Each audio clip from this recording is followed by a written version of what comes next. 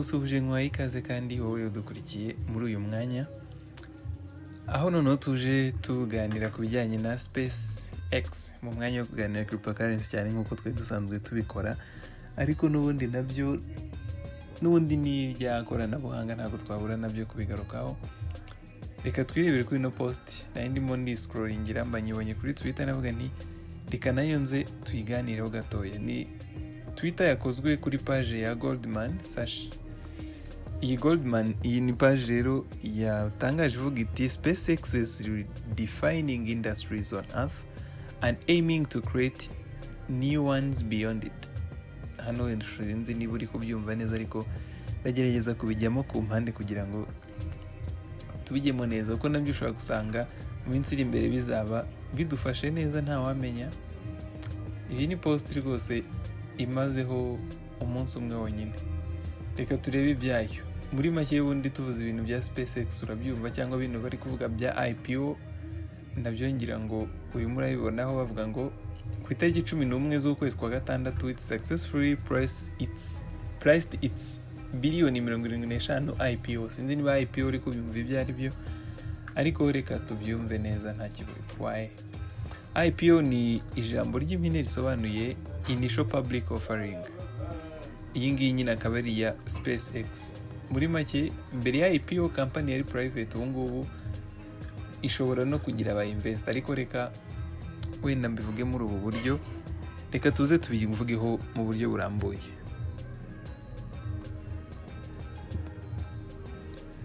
Yes, tubivuzeho mu buryo burambuye, reka ntangire mvuga ngo nsobanurira IPO ku bantu batayizi nifashishije urugero rutoya. Reka tuvuge utangije business yo gukora juice, gukora amaji yo kunywa.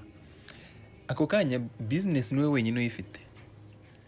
Inyuma gato ukeneye amafaranga yo kugura nk'izindi mbuto ndetse n'ibindi bikoresho kugira ngo wagure business yawe yo gukora imbuto, ariko ayo mafaranga ntayifite. Ufite options zigera nko kuri ebyiri. Reka twifatire ebyiri, nubwo waba ufite nyinshi nta kibazo. Reka dufate ebyiri. Hari ukuguza amafaranga, hari no kugurisha imigabane muri company yawe. Ariko mu mwanya wo kugira ngo uguze amafaranga kugira ngo ugure imbuto ndetse n'imashini wagure business, ahubwo uhisemo kugurisha igice cya business yawe. Ubwo inshuti yawe ati bumpaye nk'amafaranga wenda se nk'ibihumbi 100 aho ngaho, ndaguha 10% bya ownership, cyangwa se bya imigabane 10% bya business y'imbuto. Aho aguhaye amafaranga, ubwo 10% by'inyungu uzajya ubimuha, usigane 90% ya business. Iyo ngiyo rero niko IPO ikora. Ubonye amafaranga, waguye business, 10% uzajya uyamuha.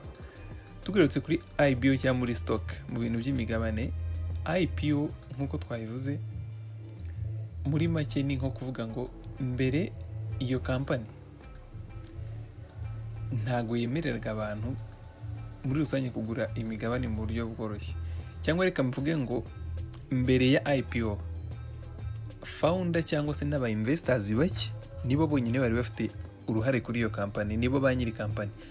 Then nyuma ya IPO buri muntu wese ufite account kuri stock market ashobora kugura imigabane muri iyo company. Ari nabyo byabaye kugira ngo mwarabonye ko byahise binazamura izina rya Elon Musk kugira ngo abe umuntu ukomeye cyane ufite imigabane, nyine ufite amafaranga menshi, nyuma yuko aba investors benshi bagiye muri company. Ariko reka ibyo tuze kubigeraho nyuma. Nagira ngo tuze kubasha kumva neza iyi IPO kugira ngo tuze kwigarukaho iyi kuri no post. Reka tuvuge ngo mbere ya IPO ni nkaho inzu yari iri privé, then nyuma ya IPO uyigize nka supermarket, buri wese abashije kwinjira arazana, cyangwa yangira ngo byumvikanye. Hanyuma SpaceX yo turabizi ni company, founder wayo ni Elon Musk. Ikora ibijyanye n'ama rockets, yohereza amasatelite mu kirere, niyo owner wa Starlink internet. Ngira ngo wenda bamwe mujya muzibona na hano mu Rwanda zirahari. Kene kohereza abantu kuri Mars, iyi SpaceX bagiye bigaragaza. Hanyuma iyo turayizi ntabwo ndirwige nyitinda, ahubwo reka tugaruke kuri zino biliyoni 75 z'amadolari IPO. Ibyo bisobanuye iki? Turongera twigarukire kuri rwa rugero nari nkoresheje rwa juice. Wimagine ko ya juice business yawe none imaze kuba successful. Reka tuvuge ngo business yawe bya bintu warabikoze ubona bibaye successful, wifashishije umuntu umwe, wese uvuga uti none reka mfate indi party ya business yanjye nyigurishe ku bantu benshi, nyice mu duce hanyuma nyigurishe ku bantu benshi. Niba wenda wari ufite imigabane 90% usigaranye, ufite 20%, ngiye kuyishyira ku isoko iyo migabane yigurisha abantu benshi. Ibyo ngibyo rero ni nabyo SpaceX yakoze, ariko kuri scale navuga ko ari nini. Iyi company yagurishije shares zayo, hanyuma yakira biliyoni zirenga 75 ziturutse mu ba investors. Bivuze ngo baba investors noneho bafite party kuri company, nabo bafiteho shares nyine muri company ariyo SpaceX. Ushobora guhita wibaza ati ayo mafaranga yose kuki abantu bayazanye, habaye iki wagwana? Ariko igihari, niba wenda ujye kurikirana bino byo mu Rwanda by'isoko ry'imari n'imigabane, maybe ko ufite amakuru amwe ku bintu nk'ibi by'amashares, ushobora kugura. Icyizere nta handi gituruka nuko uba wizeye ko mu gihe kiri imbere izo shares zizaba zifite agaciro karuta ko uziguriye aka kanya. Urugero, ushobora kugura share imwe ari 100,000, nyuma y'imyaka mike cyane ya mafaranga aba yikubye kabiri. Share waguze, niba waraguze share imwe ari 100,000, ukagura share 5 z'ibihumbi 500, nyuma y'umwaka ugasanga share imwe ihagaze 200,000. Ubwo za share 5 numva ko amafaranga w'investinze y'ibihumbi 500 yikubye kabiri yabaye miliyoni, nawe ushobora kugurishamo share runaka ukongera ukabona amafaranga yawe. Izo ni inyungu nyine zo kugura imigabane. Ngira ngo ibintu by'imari n'imigabane, isoko ry'imari ry'imigabane hano mu Rwanda naho birahari, iriya iterambere fund n'ibindi, n'imigabane muri Bralirwa, muri Beka, ngira ngo mujya mubibona bijya hanze. Ku muntu ufiteho amakuru neza ajya bijyamo kandi akunguka. Ngira ngo ibyo birahagije kugira ngo ubashe gusobanurirwa iyi post, hanyuma wenda nawe uzaninvestinga muri ibi bintu by'isoko ry'imari n'imigabane bibamo inyungu. Hanyuma ushobora kwibaza uti kuki atari Elon Musk ubwe wabyipostingiye, cyangwa kuki post wayibonye kuri post ya SpaceX. Ariko nk'uko ubibona, urabona ko Elon Musk ya replyinzeho akantu, karaka reply yakunda kugakoresha ahantu henshi, ngira ngo waba ujya ukabona. Ariko ni Goldman nayo ni company igifasha abantu.